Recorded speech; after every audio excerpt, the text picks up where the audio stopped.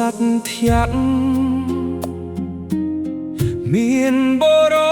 មម្នាក់ដែលមានចិត្តសទ្ធាចំពោះភ្លឺព្រះធម៌ព្រះអង្គភង្គោបានលះបង់ជីវិតលោកីរួមដំណើរ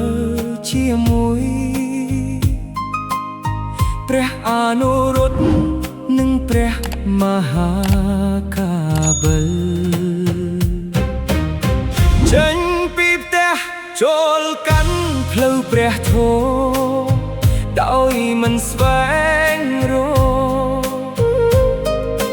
កតេសលោកីមិនស្វែងរកសេចក្តីសុខខាងក្រៅ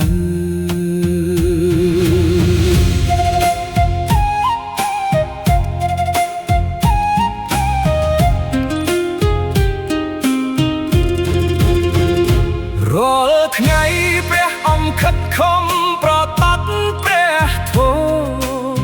ហ្វឹកហាត់ចិត្តដោយសត្យតីនិងដោយវិរិយ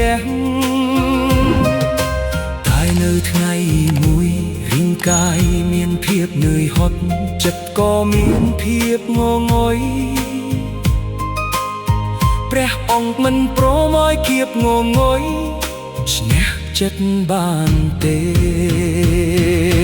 ព្រះអង្គបានចេញពីកុដិដើម្បីបំបត្តិភាពងងុយហើយបន្តដំណើរទៅកាន់ទីប្រតិបត្តិតែពេលកំពុងដើរទៅព្រះអង្គបានដួលមួយផ្លែកនោះអាចធ្វើឲ្យមនុស្សជាច្រើនគិតថា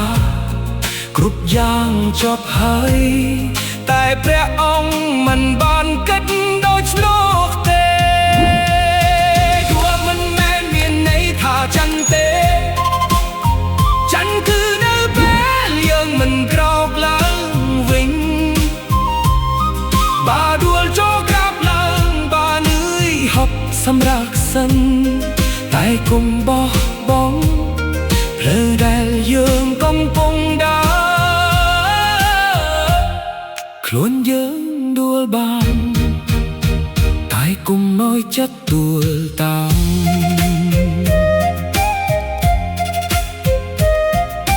ព្រះបង្ក្រោកឡើងវិញបោះដៃបោះជើងហើយបន្តប្រតិបត្តិមានទៀតតូនឯងគ្មានទៀតបោះបង់មានតែសតិនិងការខិតខំ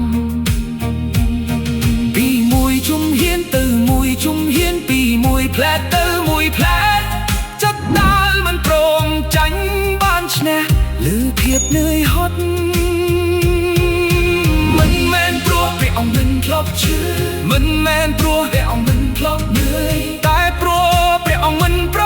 មឲ្យអបតាសក្លាយជាភ្លឺចុងក្រោ